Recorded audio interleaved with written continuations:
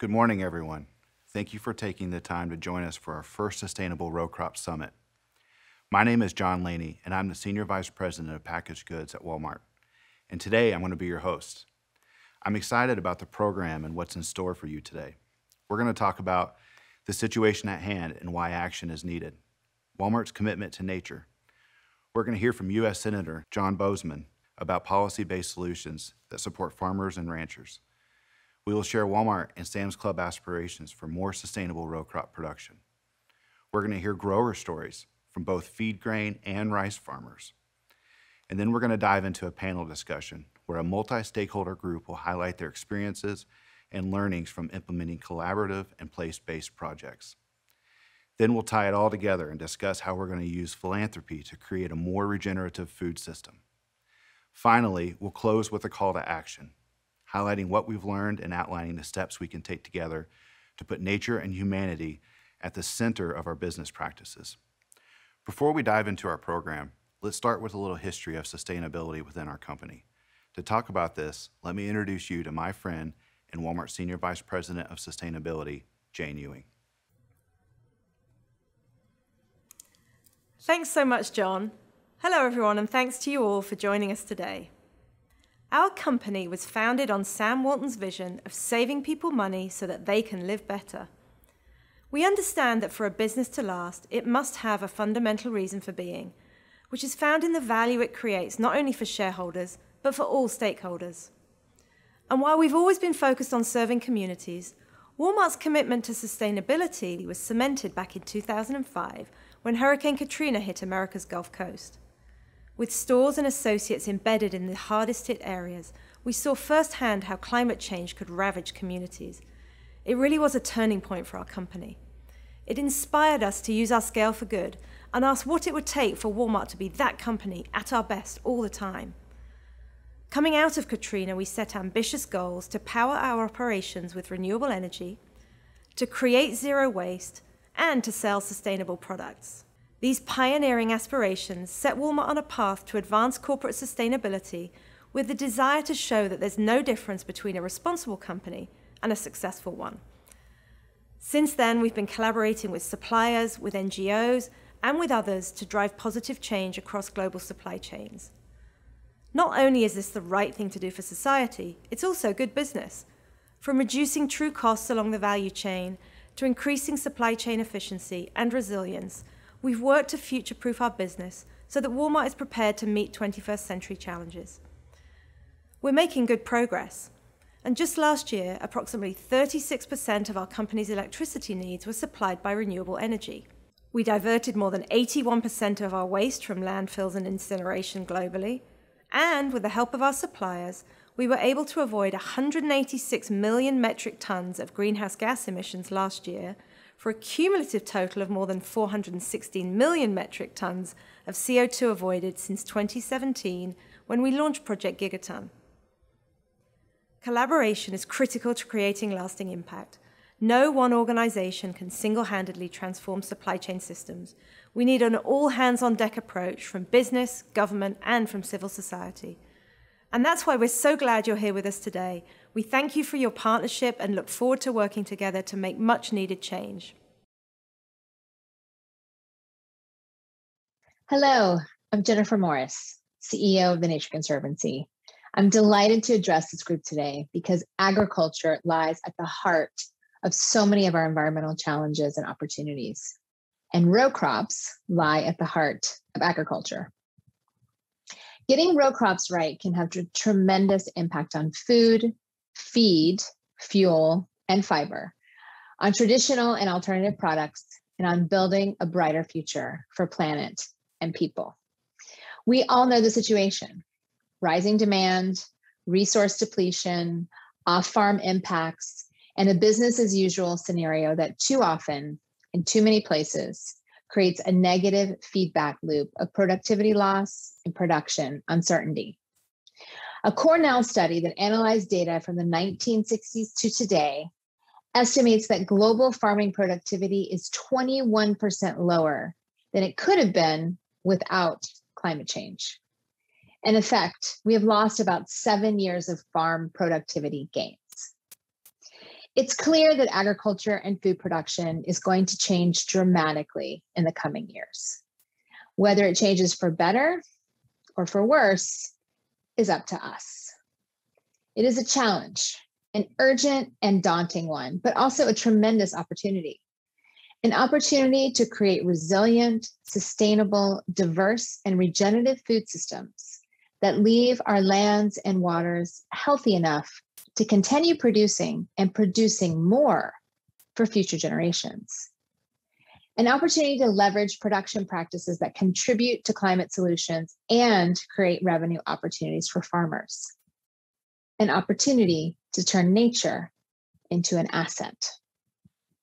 TNC scientists estimate that regenerative agricultural practices like cover crops, crop rotations, improved nutrient management, and avoided conversion can result in the mitigation of nearly 0.5 gigaton of CO2 equivalents per year.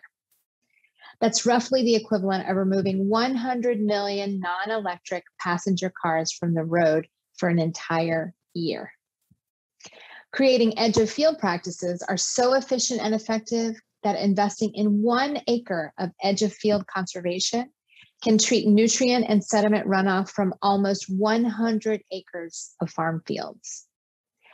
That means just 550,000 acres of strategically restored and constructed wetlands in the Mississippi, Chesapeake, and Lake Erie watersheds could help treat nutrient loss from 50 million acres of cropland. That's an area the size of the entire state of Nebraska. These are enormous results for nature and society. And if they are monetized at even a small level through carbon, water, and biodiversity markets, they hold significant potential for value creation. Nearly 50 billion from the US corn, soy, and wheat croplands. And let's not forget that consumers increasingly are looking for more sustainable food products as well. So a change to regenerative agriculture and nature-based solutions is a change worth making.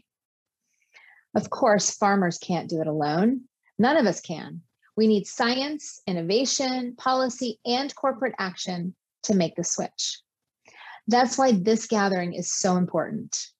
By working to incorporate more regenerative practices into supply chains and operations, by identifying ways to collaborate on policy, and by amplifying the good work of producers on the ground, we can all move closer to a paradigm in which agriculture and food production is stronger, more resilient, sustainable, and profitable. At the Nature Conservancy, we look forward to this work and to our partnership. Thank you so much and enjoy the rest of the summit.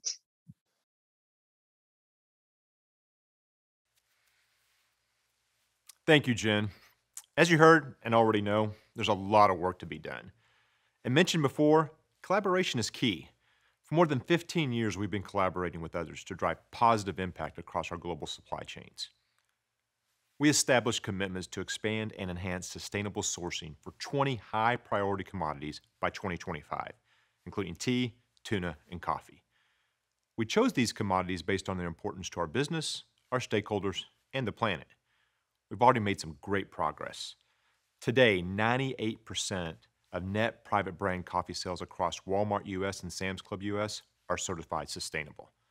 This summer, Walmart US announced that 100% of our private brand shelf-stable tuna is now Marine Stewardship Council certified. And all black and green tea bags and instant iced teas sourced for Walmart US private brands are also certified sustainable. We also continue to partner with the National Fish and Wildlife Foundation through our Acres for America program to preserve at least 1 acre of natural habitat for every acre of land developed by the company in the U.S. This partnership has helped protect more than 1.6 million acres of critical habitat in 42 states. But the reality is, that won't be enough. Our natural systems are changing, and society as a whole is doing irreversible damage to our planet. That's why we recently raised our sustainable sourcing ambition by committing to becoming a regenerative company. Regeneration means restoring, renewing, and replenishing, in addition to conserving. It means adopting regenerative practices in agriculture, forest management, and fisheries, all while advancing prosperity and equity for customers, associates, and people who participate in our product supply chains.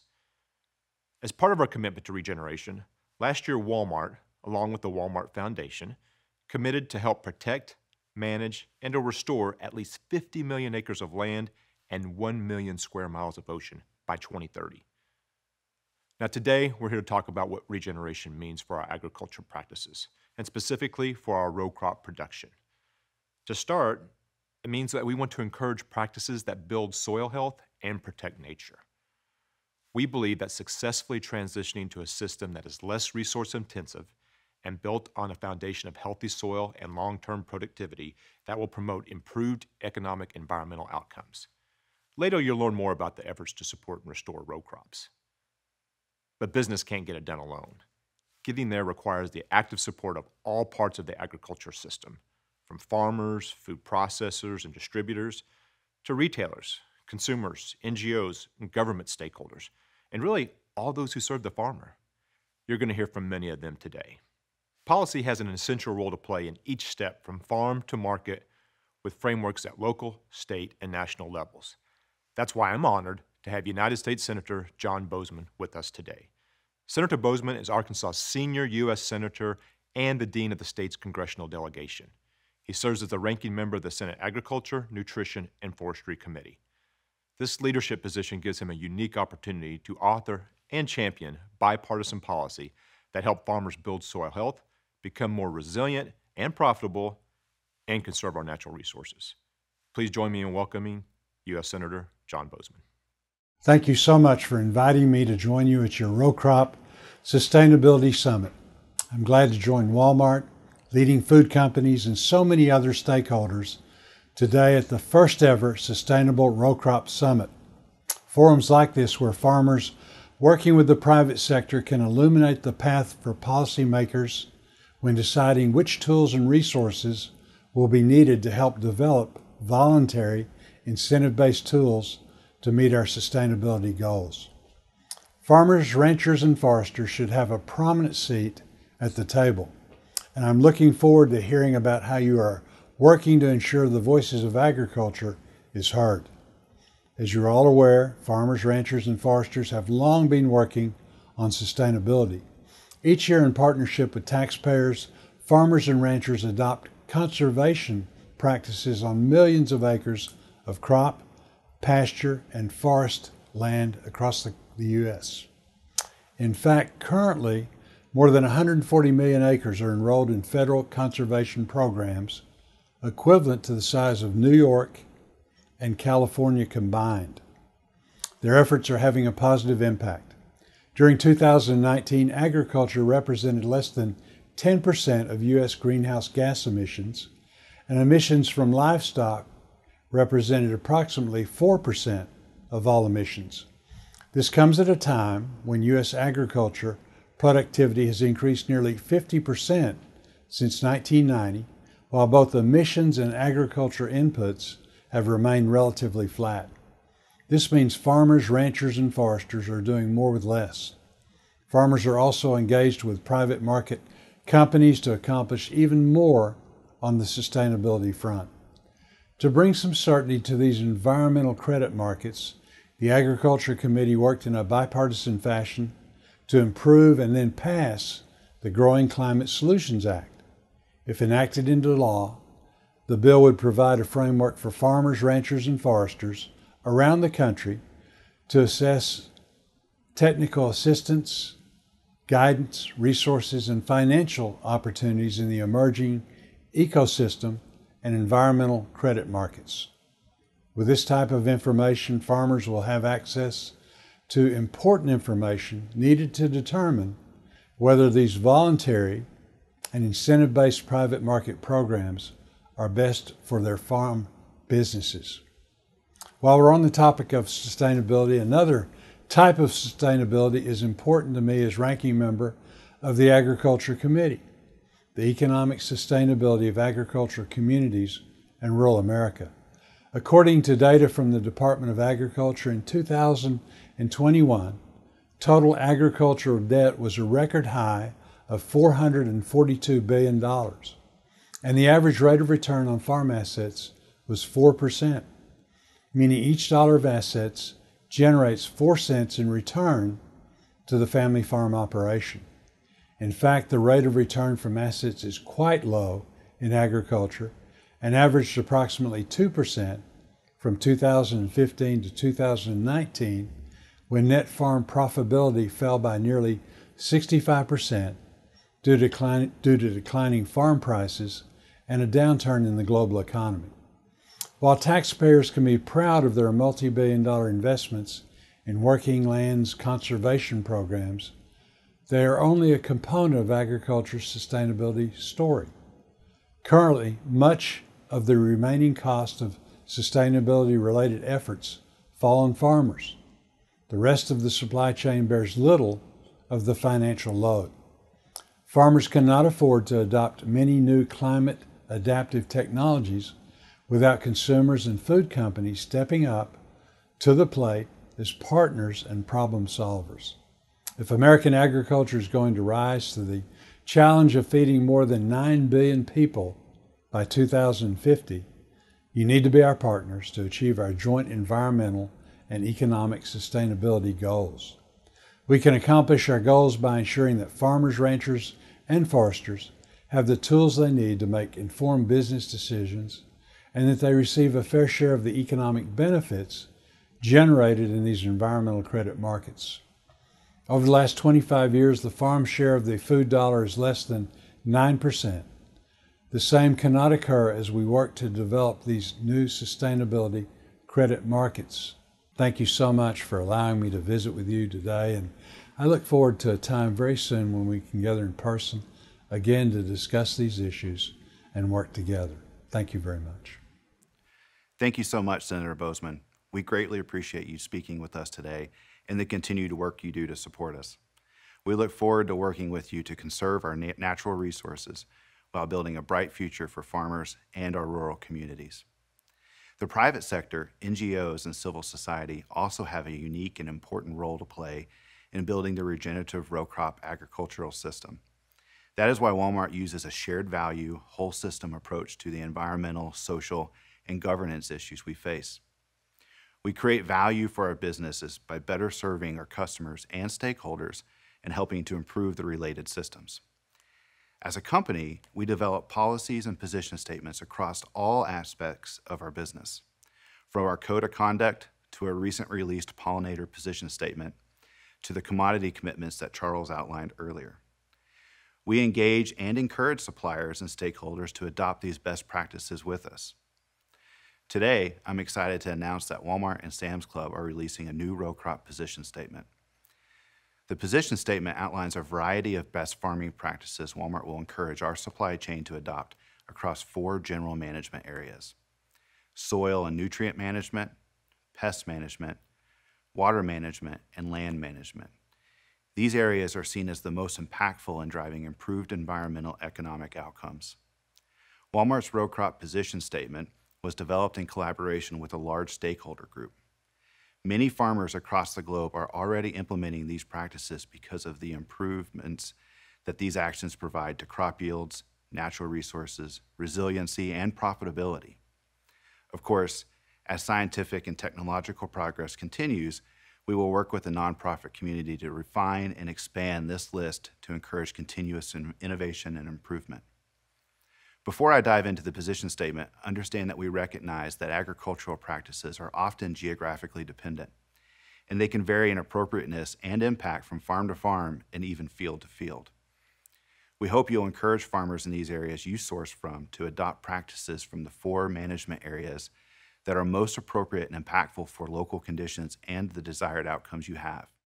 The first area of Walmart and Sam's Club position statement outlines practices for soil and nutrient management to prevent soil erosion. Better soil health facilitates better long-term outcomes. Best practices include cover crops, conservation tillage, crop rotation, and nutrient management using the 4R approach: right amount, right source, right placement, and right timing. Next is pest management. Our position covers integrated pest management systems and beneficial insect habitat development in order to help prevent our environmental footprint from inhibiting on natural biological processes. Third is water management. Water is one of our most valuable natural resources, and we know that conserving our fresh water sources is key to preventing environmental degradation. Our position outlines practices that optimize farming techniques and decisions to limit detrimental impacts of water use on surrounding communities and biomes. By analyzing water usage needs and impacts at the local level, it is possible to craft a holistic water management plan that are tailored to the unique challenges of each community we operate in. And lastly is land management.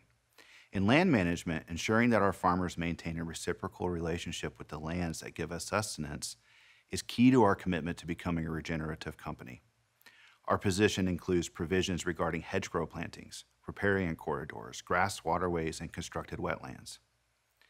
In addition to our four main management areas, our position also emphasizes the importance of protecting priority areas, especially areas that are at risk of land use conversion or being cleared of native vegetation. To enhance conservation of priority areas, we support agreements to permanently protect, restore, and enhance wetlands, grasslands, and working farms. We also want our suppliers and the supply chain partners to encourage the adoption of these management practices using a place-based or jurisdictional approach. The essential idea behind place-based programming is that caring about places is important and is different than just caring about the resources themselves. A place-based approach will integrate social, economic, environmental outcomes and partnerships between private companies, governments, and local stakeholders. When successful, it will protect, it will manage, or restore multiple resources within an area by creating holistic strategies for improvement. These actions will vary by location, but should include a multi-stakeholder dialogue, sourcing with regenerative agriculture across the landscape, and providing funds or technical support to projects that are focused on localized regenerative agriculture. You can learn more at Walmart's Sustainability Hub under Policies and Guidelines.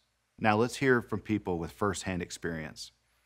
Last month, I had the pleasure of visiting with Dustin Faulkner and his rice farm.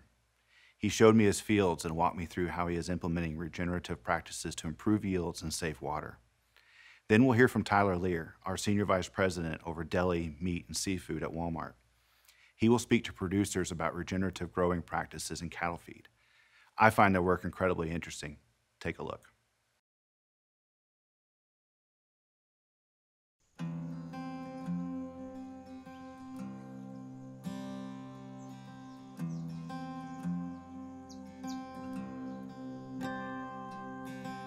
I farmed for approximately 20 years. I like to grow rice, and other than rice, I really enjoy growing corn as well. If you'll look right here, you're seeing some heads start to come out in this rice, poke through, and it's right there just about at the heading time. And it's amazing to see that last 2 to 3 weeks of a rice field after the head fully develops, and that rice head finishes out, and then you get ready for harvest. I'd like to see our land continue to be usable and farmable for my kids, and at the same time remain profitable. That's the goal. Indigo is an agriculture company focused on connecting buyers and growers through their marketplace platform and tech. The practices that we encourage our farmers to do in these specialty grain deals not only promote land and water sustainability, but profitability for our farmers, so farm sustainability.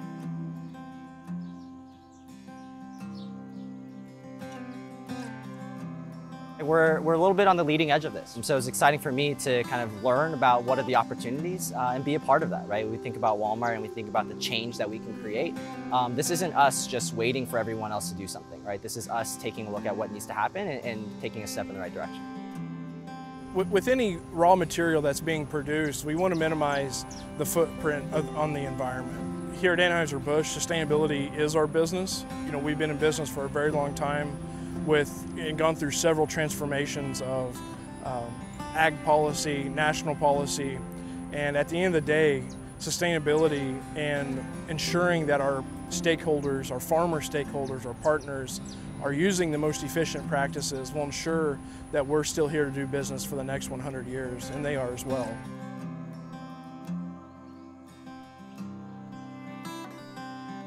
In this area specifically, we're in a situation where we're faced with a water shortage.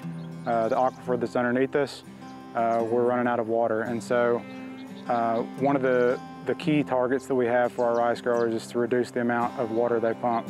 I think that farmers realize that if we keep heading down the path that we've been on, we'll be in a situation like Texas or California where we run out of our natural resources. We're on this part of the ridge here on the west side of the ridge, and the water table is getting a little deeper. So when you're using less water, you're doing better things for the environment, and you're creating an opportunity for the farmers in the future, and actually my children that I hope to also take over the farm one of these days.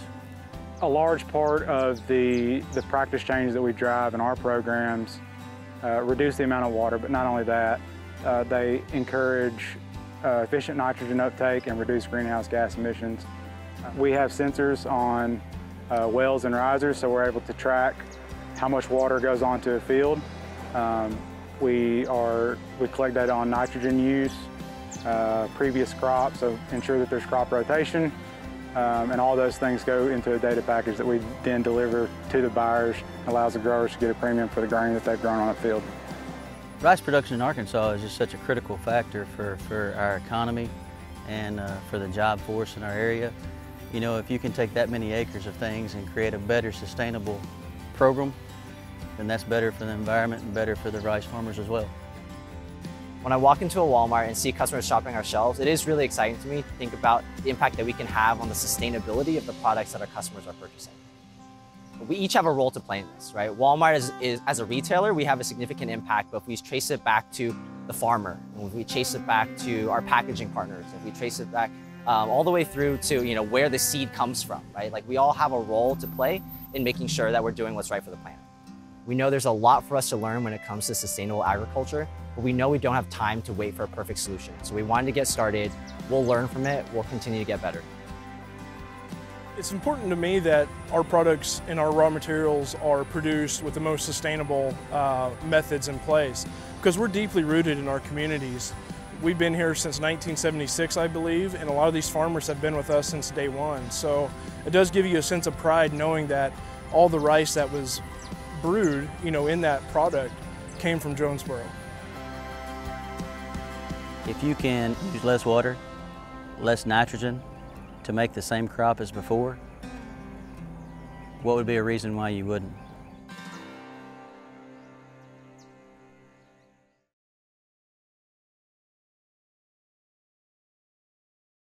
About 1/5 of the land in the U.S. is used for agriculture, and more than 1/3 of the total cropland in the U.S. is used to produce livestock feed. That's why at Walmart, we're looking deep into our supply chain and how our meat is produced and the practices that are being put into place in animal feeding operations. In 2019, Walmart started working with Prime Pursuits on an end-to-end beef supply chain so we could provide our customers with quality and provide increased transparency through the supply chain. Bob Mclaughlin of 44 Farms and Prime Pursuits is helping us source cattle raised in the U.S. ranches and farms and collaborating with us to increase transparency and sustainability practices on those farms and ranches. Bob, tell us why this program's unique. Allard, as you know, Prime Pursuit's role is that of finding, sourcing the right cattle to fit your program, and then developing those cattle and then delivering them to Walmart.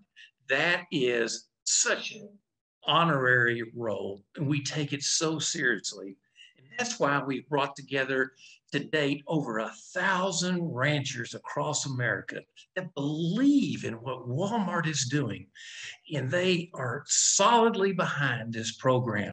And we look forward to the future. We have started so strong throughout the Southeast with Mclaughlin Farms, but we truly believe that the best is yet to come.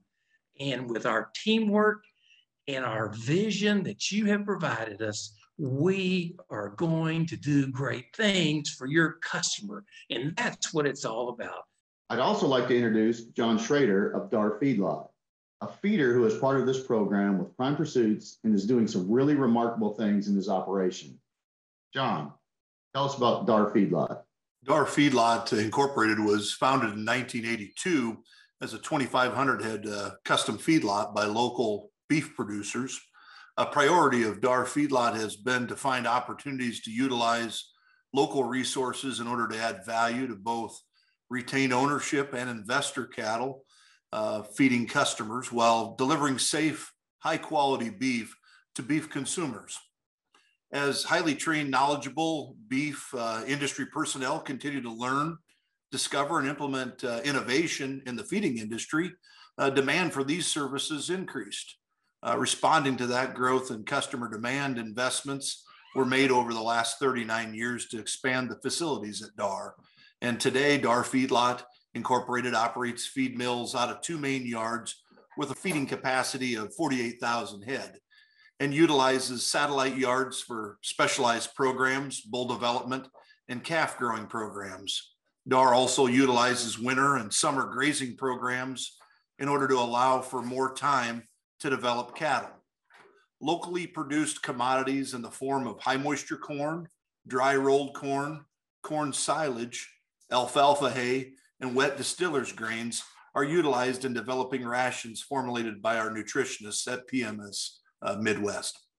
Thanks, John. It was great being able to visit that facility, and we appreciated your hospitality. Tell us about some of the practices that you put into place to improve efficiency and the sustainability of your operation. Well, at Dar Feedlot, we've had a great understanding of the concept of being stewards of the land in which we harvest these feed ingredients. The feedlot utilizes cover crops on ground that we use to grow silage, first to prevent erosion and protect the soil nutrient status.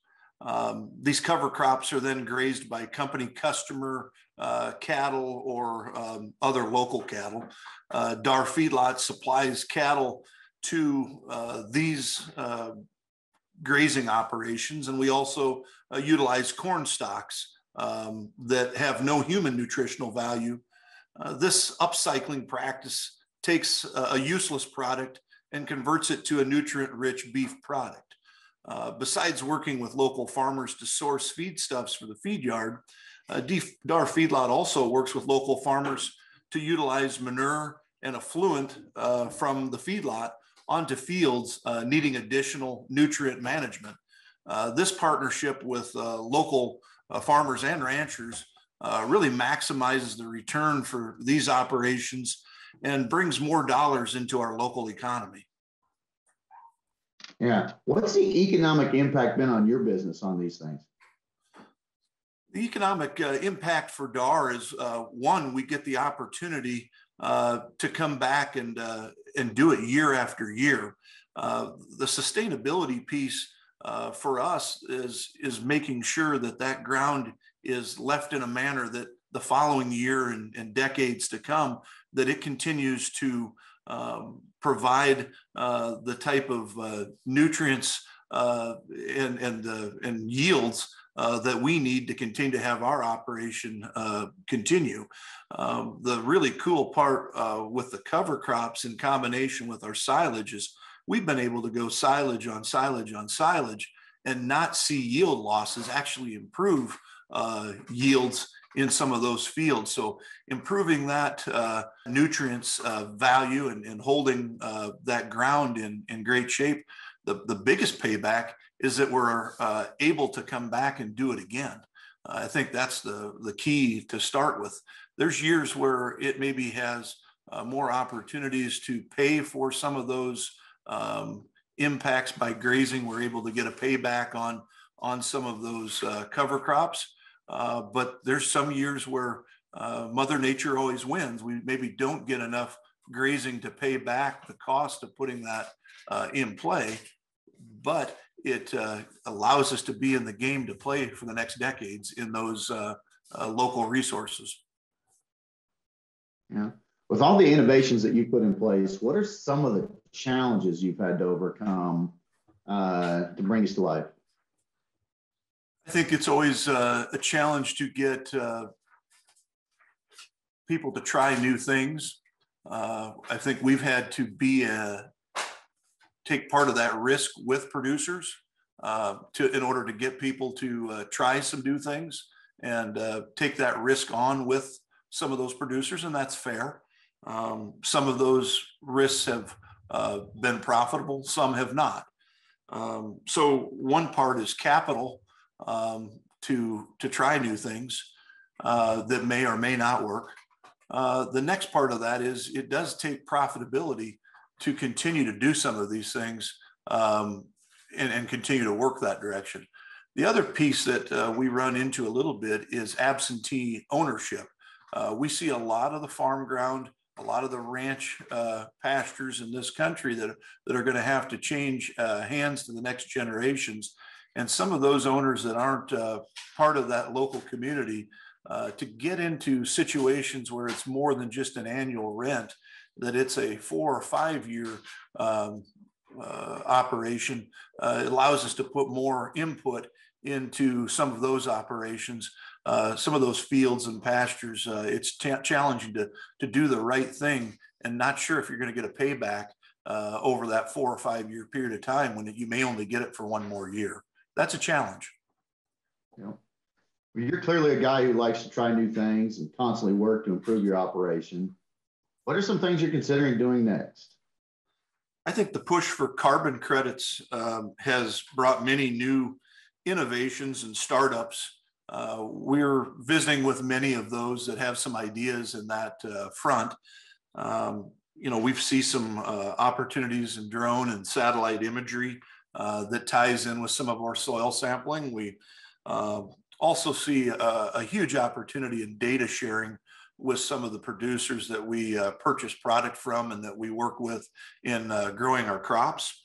I think that that data sharing and communicating and putting that back into actionable results is always the challenge that we continue to drive.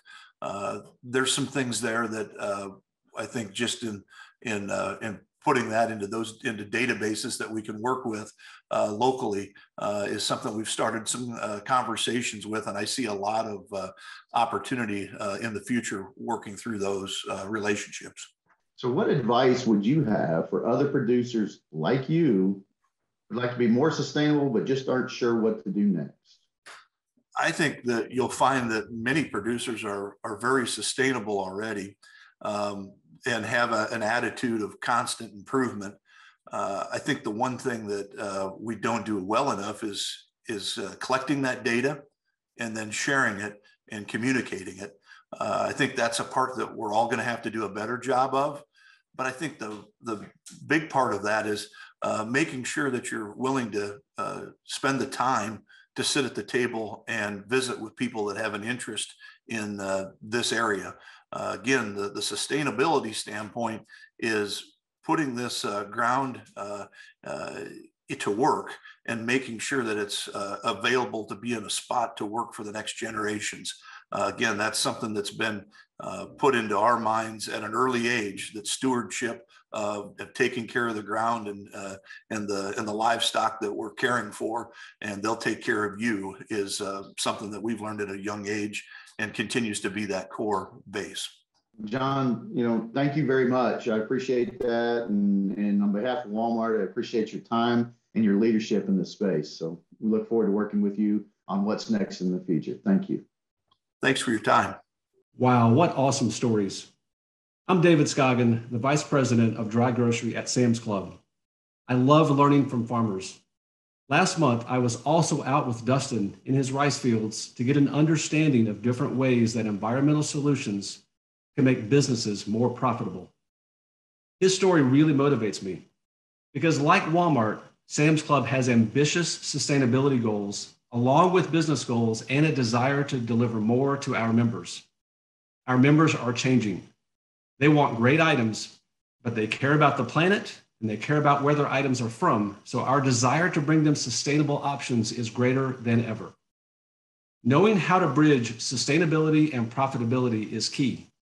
And then we have to go after it. Our merchants are taking action, but they know they can't get there alone. Regeneration will take a collaborative approach. This is why it is my pleasure to introduce the next segment of this summit, It is a panel of Midwest row crop collaborative members, including Cargill, PepsiCo, Kellogg's, and the Nature Conservancy.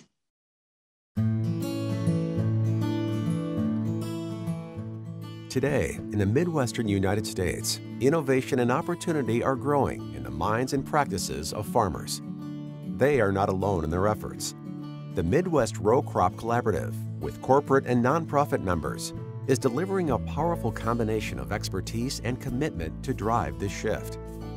Since 2016, member support of sustainable farming practice adoption is leading to a more resilient, environmentally healthy, and economically viable U.S. food and agricultural system. This includes engaging more than 900 farmers on over 300,000 acres in 2020 alone.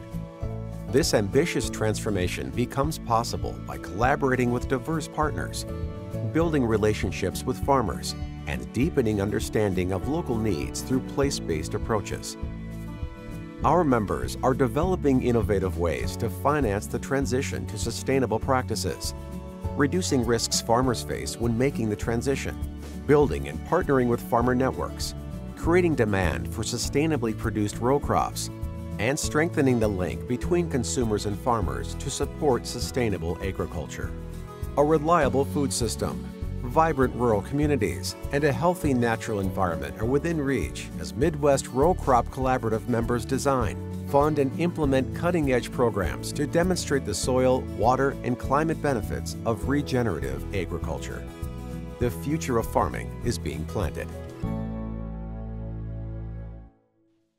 Hello, everyone. I am Pratibha Rajshekhar. I am excited to talk to all these wonderful people on the panel and discuss what they're doing within their companies to advance regenerative agriculture and learn from them. I lead sourcing and private brands for Sam's Club. Growing up in India, I spent summers watching my family grow rice, millet, and distribute it. So agriculture is close to my heart. Conserving the land and water on which all life depends is essential to preserving the food system that we depend upon. Many of you know the Midwest represents a vital area for row crop agriculture. The 127 million acre region is one of the most intense areas of agriculture production in the world, accounting for nearly 90% of US corn production and 80% of its soybeans. There are mounting challenges facing this region, from rising temperatures impacting yields to more extreme weather like flooding and droughts, which we've seen this summer. The region faces growing environmental impacts, from pressures on the landscape due to unsustainable practices, deteriorating soil health and soil loss, polluted waterways, and declining biodiversity, along with climate impacts. Iowa, for instance, loses more than 5 tons of soil per acre annually and has already lost half of its topsoil. Supply chain companies play a critical role in partnership with NGOs, policymakers, grower groups, and ultimately the growers in developing solutions at the pace and scale we need. 5 years ago, the Midwest Row Crop Collaborative was formed to bring together leading supply chain companies and environmental nonprofits to tackle these challenges in row crop agriculture. Today, Mrcc represents an important place-based initiative for the Midwest region, where its members have been working together on a variety of projects to advance regenerative agriculture. Jim, can you give us a sense of how PepsiCo approaches regenerative in the context of your work in the Midwest, with an example of a project and how you use this work into your regenerative practices and how you see this work evolving? Sure, happy to, and thanks for having me here. I think first, when we talk about regenerative, we all need a shared understanding of what regenerative farming is, and there isn't one, as we all know, yet, but we're working to get there. And that's really because regenerative agriculture, regenerative farming, it's not a prescriptive way to farm. It's a holistic approach that produces positive outcomes on a farm. This way of farming is driving improvements really in 5 key areas: soil health and fertility, reducing carbon emissions, enhancing watershed management, increasing biodiversity, and improving farmer livelihoods. But, and this is an important but, to get these outcomes at scale, we need to change the way that farmers across the country approach agriculture. As we all know, changing behavior isn't easy. And we found that there's really three key elements to making this happen. The first is technical assistance. And that's really about getting boots on the ground and in the fields to equip farmers with the knowledge that they need to understand and appreciate the value of new techniques. And related to that, we need to help ensure that the advisors are able to support the innovation that is regenerative agriculture. The second is cultural acceptability. You know, typically farmers, like all of us, don't want to be seen as the outlier in their community. And so we've got to address the cultural barriers that keep regenerative agriculture out of the mainstream and make farmers feel more comfortable trying something different. And third, and importantly, is financial. You know, we know that regenerative agriculture is more profitable than traditional farming approaches, but it can also take a few years to get there. And during that transition, there are some higher upfront costs. So providing financial incentives and markets for regenerative agriculture will lower the risk and the cost of switching practices, which really eases that transition for the farmers. You know, you ask about a leading project. You know, one that comes to mind is our work with Practical Farmers of Iowa, who's been a great partner. And through that collaboration, we've built strong relationships with farmers. We've partnered with experts, and we've developed a cost-sharing program for the initiative. And the results have been strong. In 2020, the efforts led to an average of a 38% net reduction in on-farm greenhouse gas emissions when you include soil sequestration. And you get some really important things like farmers saying, you know, this is the best crop I've ever had. I got into the fields 2 weeks earlier before my neighbor, and it really showed up in my yields. That's fantastic, Jim. I think cultural barriers, financial like markets for region agri, as well as giving our farmers incentives and showing them the journey is really important. So Ollie, how has Kellogg leveraged partnerships across the supply chain within MRCC? And what lessons are you carrying forward in developing other programs? So at Kellogg, we passionately believe in creating a good and just world where people are not just fed, but fulfilled. And that very much comes from our founder's values. It's in our DNA. And our founder was a great conservationist and philanthropist of his time. And that's why today Kellogg is committed to working and helping 1 million farmers by the end of 2030. Now, if I take that into how we talk about our partnership with the MRCC, it's one we're really proud of. As a founding member within that group, when Walmart got us together to talk about Project Gigaton, we really stepped forward in a serious way and invested in some programs in the Mississippi River Basin with farmers to drive and build agricultural solutions together. And really over that time, we've done two things. The first thing we did is we put the right measures and the metrics in place. That's easier said than done, but we passionately believe that you can only get the change that you can measure. And it was actually one of the hardest parts of that program was to put those metrics and those measures in place. But once we had that, we were able to build some really interesting initiatives. As an example, we did some great work with some rice farmers in Arkansas, and perhaps I'll come back and talk about that a little later in terms of some work on the irrigation systems we did there. Now, for us, that's the foundation, putting the metrics and the measures and then driving these initiatives.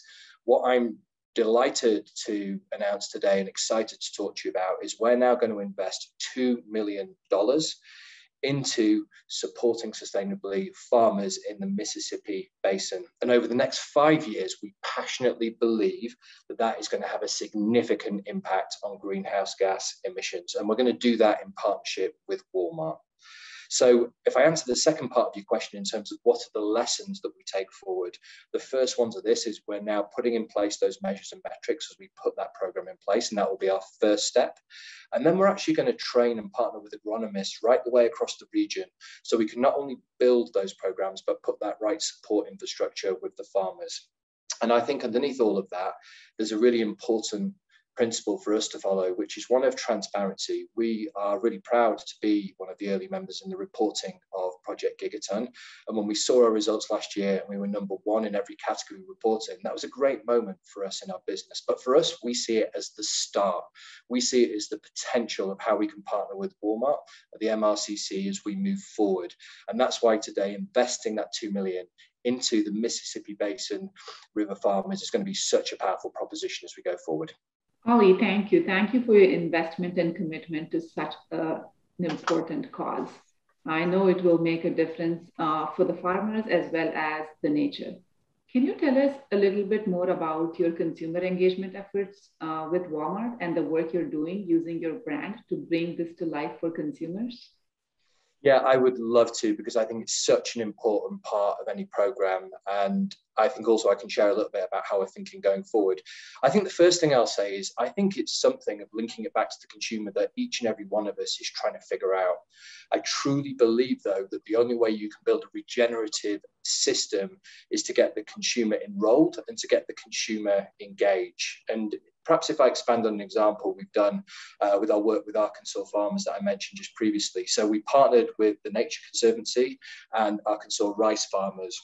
And we put in place an irrigation system and practice around across 15,000 acres of farmland.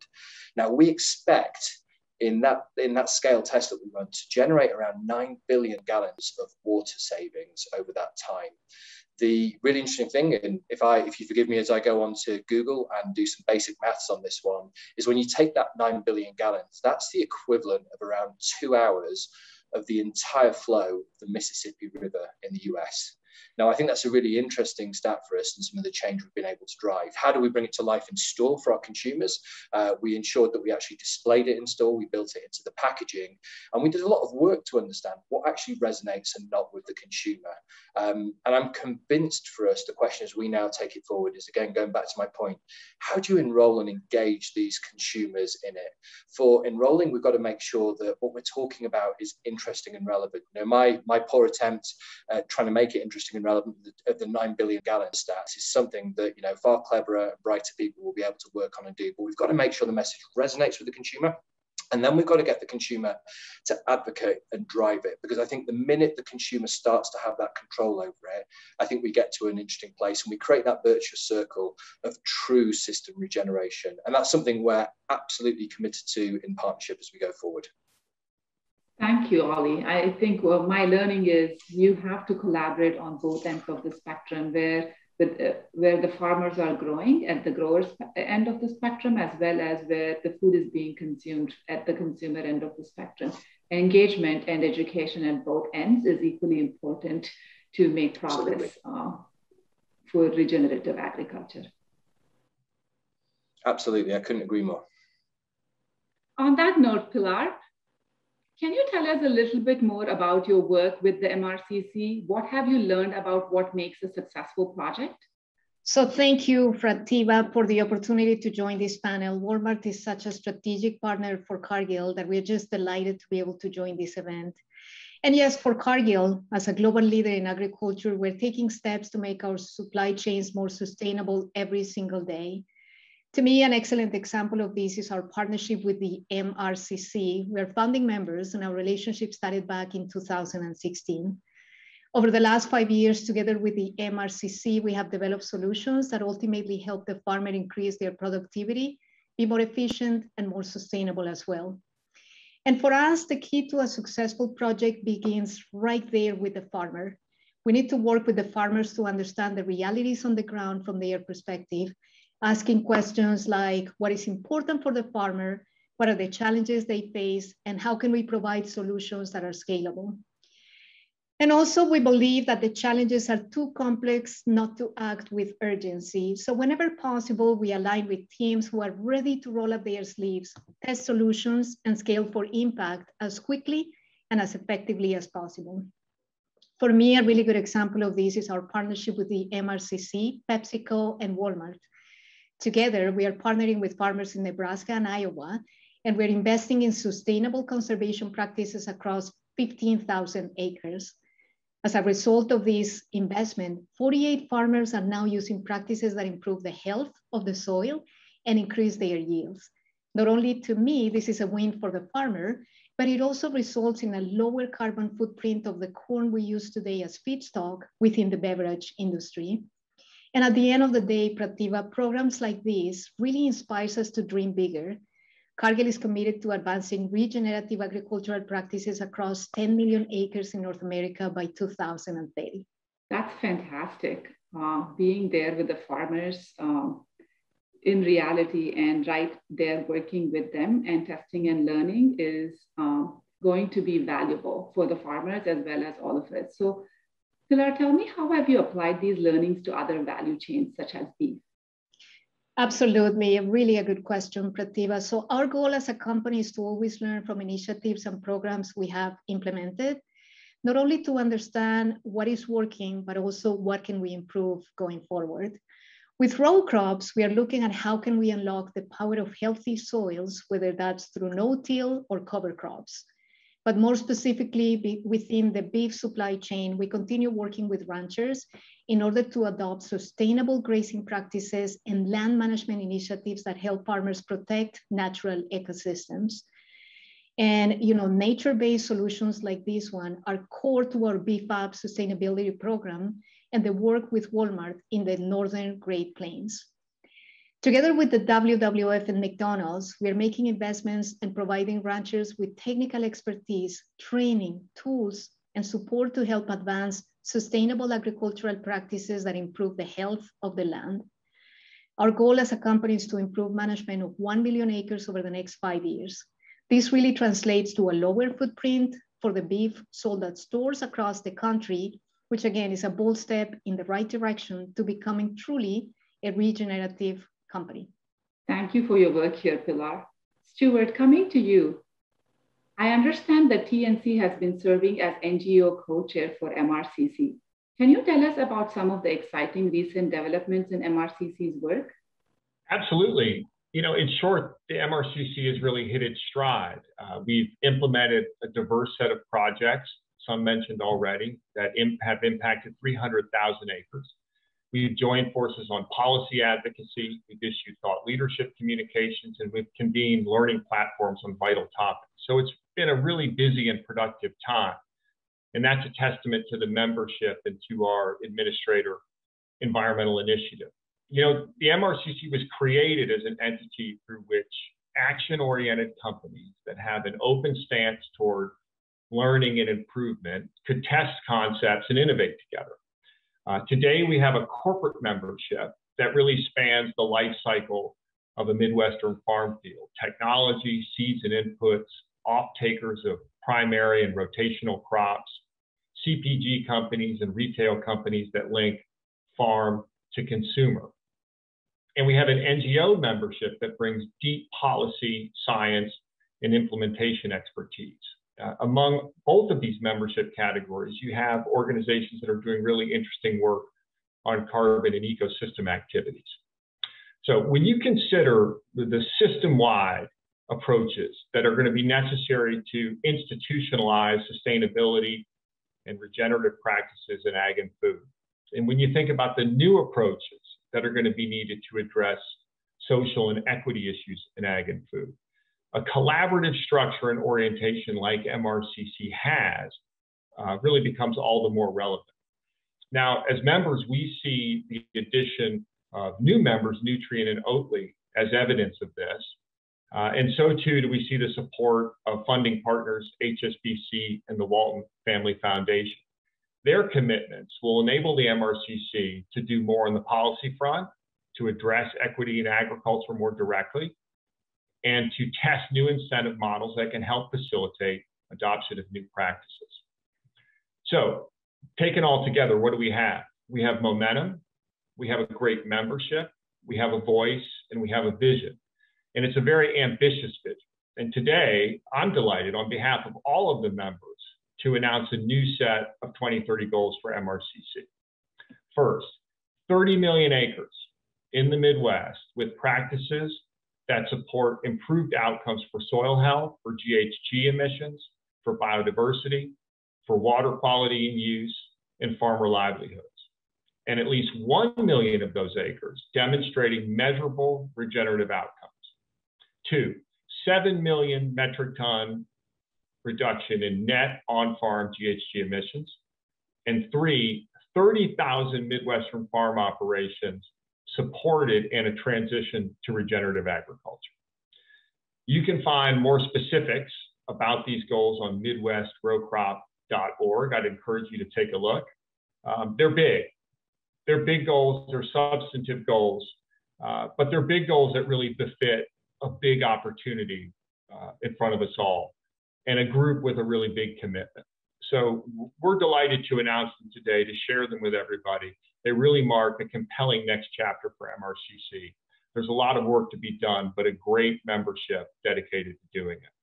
Indeed, it's a really big goal. And I think together we can all make a difference in achieving that goal. I have one last question for all of the panelists. What is one important action supply chain companies can take to move the system towards regenerative outcomes? Where and how can organizations get started? Sure. I think, as we think about action, an important thing to realize is we're not coming in with all the answers, right? Regenerative agriculture is an emerging field, and we've had some successes already. We're committed to scaling the regenerative approaches. But what we know is it's important to collaborate. And, I tell you, I'll work with almost anybody, peers, competitors, people on this call, and a whole bunch of other partners to help change the system beyond any individual supply chain. And so really specific action is, how do we collaborate? And importantly, and related to this, how do we establish credible reporting systems? Because those things help hold both individual companies and organizations accountable, and they also help build trust externally. And that's something that's really important, and something at PepsiCo we're very, very committed to as we look to scale regenerative practices across 7 million acres, which is basically our entire agricultural footprint. Real, practical, gotta have impact. Pilar, what are your thoughts? Yeah, so Cargill's purpose is to nourish the world in a safe, responsible, and sustainable way. And our purpose is meaningful, is impactful, but it's not an easy task. And we do believe that agriculture is part of the solution to nourishing the world and to do it in a safe, sustainable, and responsible way. Maybe a couple of things that come to mind. First, for our company, there's never been a better time to take action than today. The urgency is simply too great. And the second thing I would say, we can't let perfection get in the way of progress.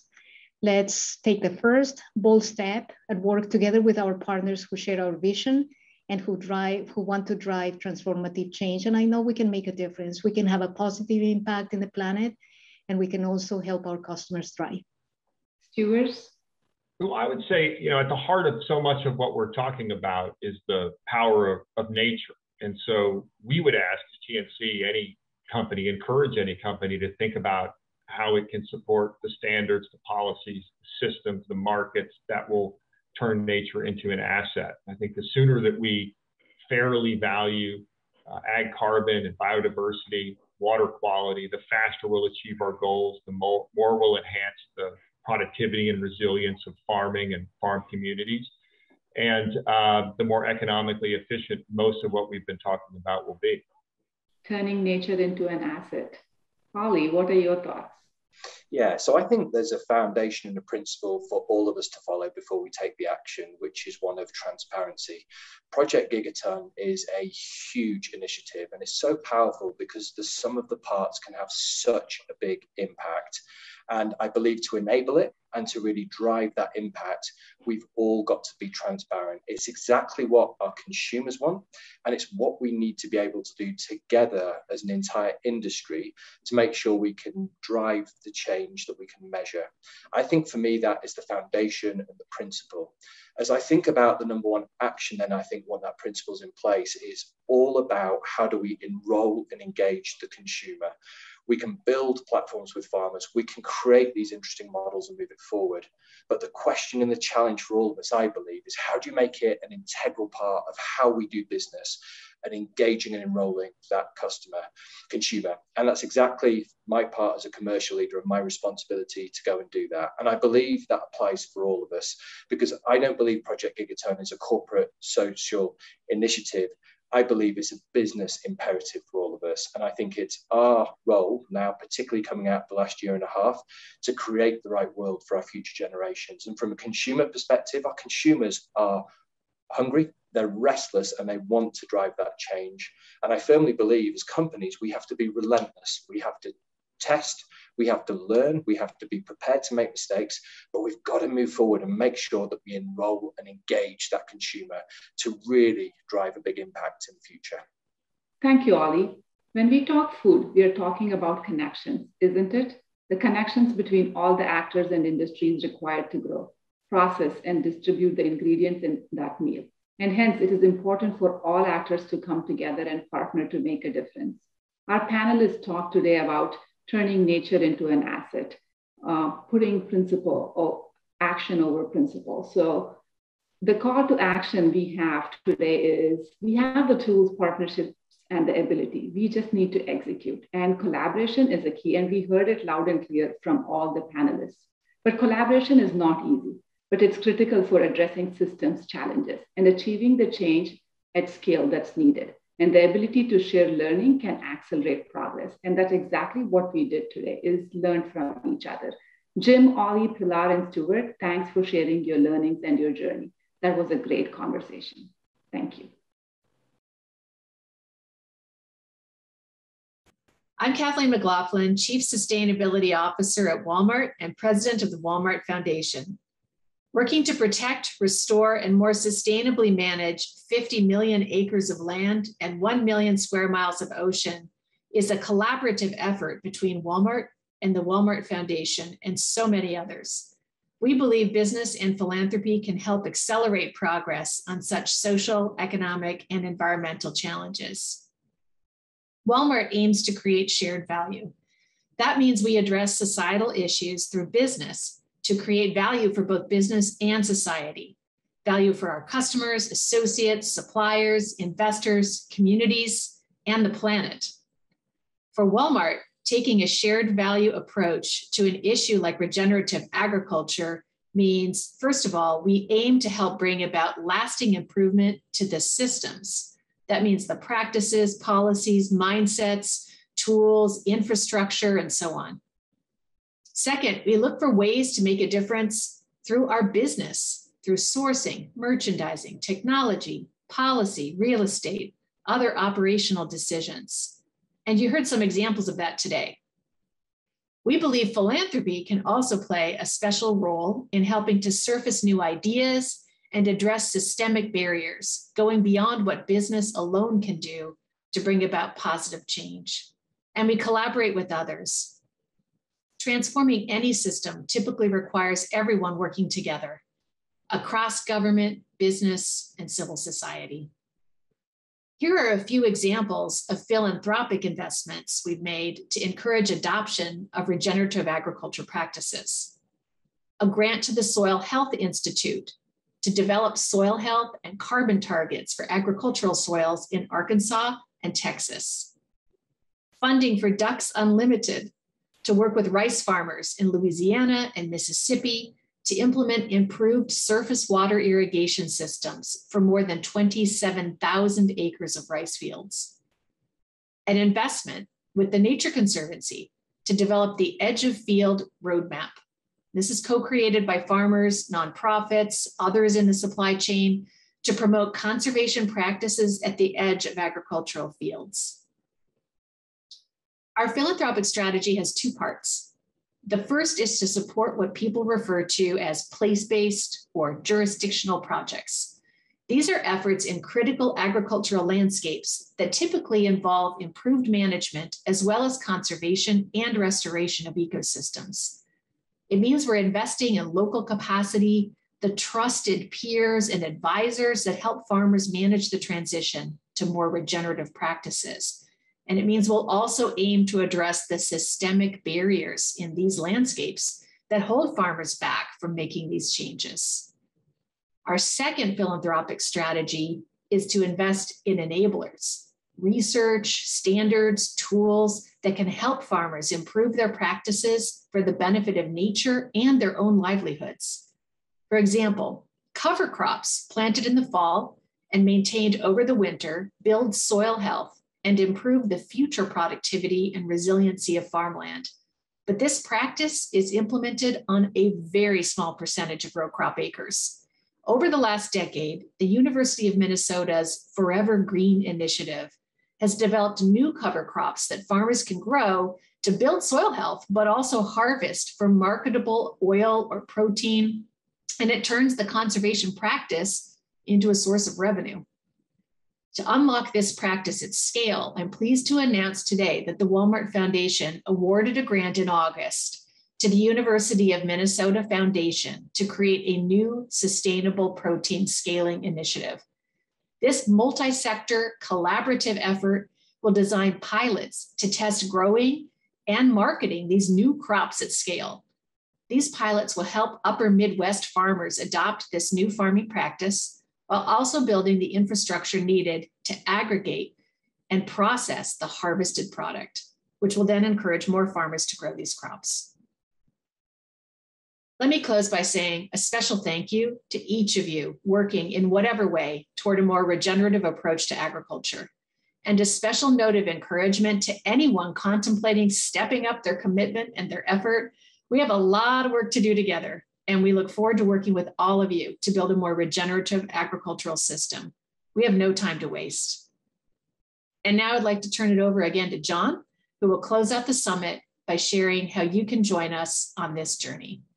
Thank you very much, Kathleen. The work your team is doing is driving tremendous societal impact. I'm excited to hear about the new grant announcements tied to the row crop farmers and place-based initiatives, as well as the great work that the team continues to support. We've heard a lot of meaningful stories and lessons today that emphasize the importance of working together to meet our sustainability goals. To that end, I'd like to close the summit today with a call to action. We heard from Jane about Walmart's foundational vision and mission.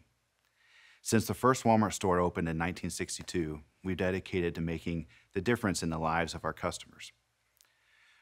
Our business is a result of Sam Walton's visionary leadership, along with generations of associates focused on helping customers and communities save money and live better. This rich heritage defines who we are and what we do today. Let me quickly summarize what you've heard today.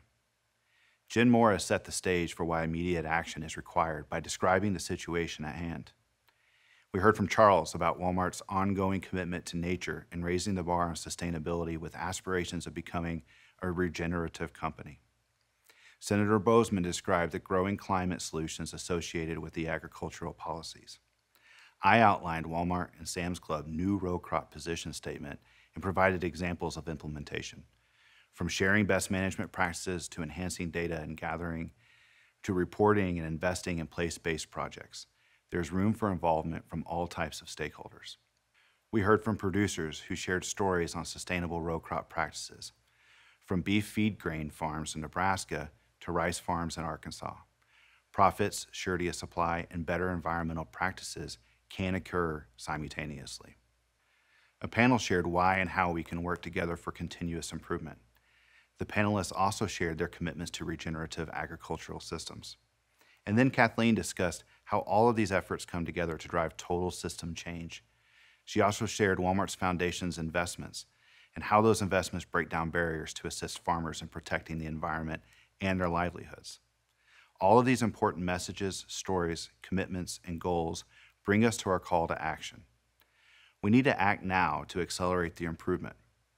Working together is the secret. That is the key, as Sam Walton would say. We're all in this together, whether you're a direct supplier, a farmer, a packer or a processor, a feeder, a scientist, an NGO, a civil society organization, or a sustainability expert. We believe that we can count on each of you to meet and exceed the goals outlined here today. I know that some of you have started your journey towards sustainable row crop supply chains, and we applaud your efforts. When we finish here today, we ask three things of you. First, go to Walmart Sustainability Hub and review the row crop position statement. Second, adopt and implement the sustainable row crop techniques outlined in the position statement.